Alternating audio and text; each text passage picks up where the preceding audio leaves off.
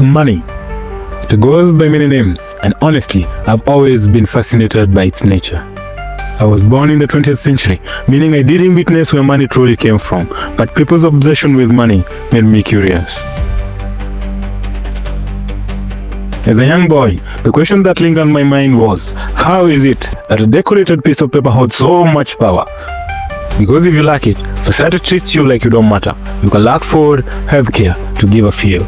But if you have it, you can drive nice cars, live in beautiful houses, get the best education, and even attract the most beautiful women in the world. Ah yes, the universal truth. No money, no honey. Continue. My fascination pushed me to study money, not just how it is made, but where it came from. Who invented it? Why was it invented? Is it a perfect system, or does it have flaws? To answer that, we must go back, way back.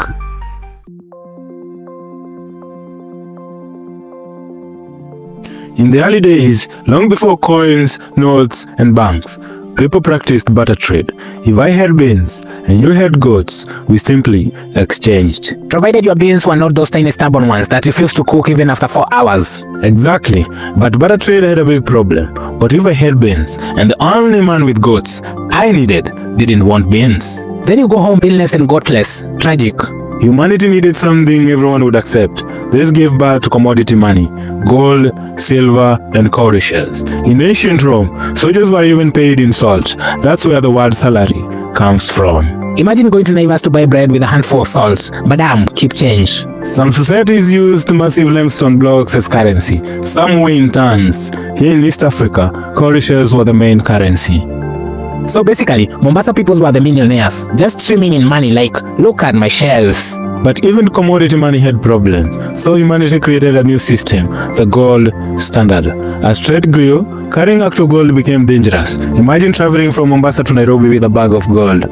Bandits would escort you before you even left town. So people started storing gold in secure places. Those were the early banks. The banks then issued paper receipts as proof of how much gold someone had stolen. Over time, the receipts themselves became trusted and used for trade.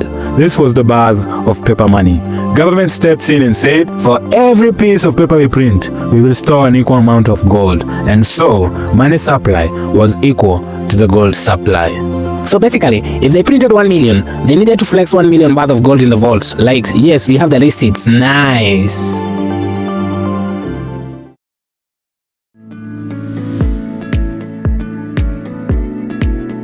Then the world changed, population boomed, trade exploded, industries expanded, but gold did not increase.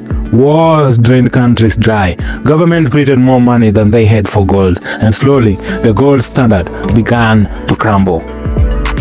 Finally, in 1971, US President Richard Nixon announced that the dollar would no longer be backed by gold.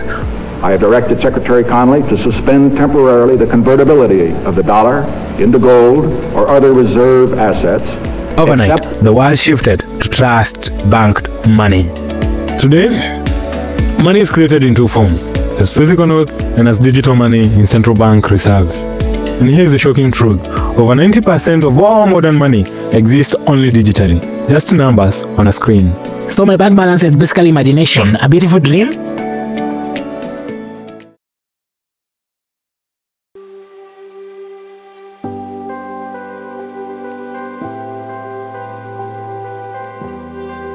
Now imagine you walk into a bank and borrow 100,000 Kenya shillings. You might think that they take the money from someone else's account and give it to you. But that's not what happens.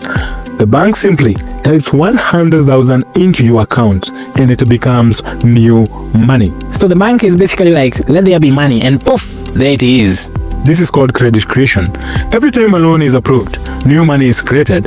When the loan is repaid, the principal is destroyed and the interest becomes the bank's profit. So basically, if you all stop borrowing, Kenya will freeze like Windows XP. Let me give you an example to understand this better. If I borrow 10,000 Kenya shillings right now and agree to pay back 15,000 Kenya shillings, the bank creates 10,000 out of thin air. I spend it, I repay 15,000, then the 10,000, the principal 10,000 is destroyed and the bank keeps 5,000 as the profit. So this 5,000 is new money into the economy. Every loan, money is born, and every repayment, money dies. When people stop borrowing, less money is created, more money is destroyed, and economy slows down. This is why countries like China lend aggressively, not from generosity, but because lending expands the economy. Even things like hustler funds weren't just to uplift individuals. It was just a wider plot or a strategy to keep the money flowing and boost the country's GDP. This leaves us with one question. How long can this system last? How long can we keep creating more money and still remain stable? That is a mystery. And that leads us to our next documentary, GDP, how a country really grows. And please tell me if you can print my own money at home. Asking for a friend.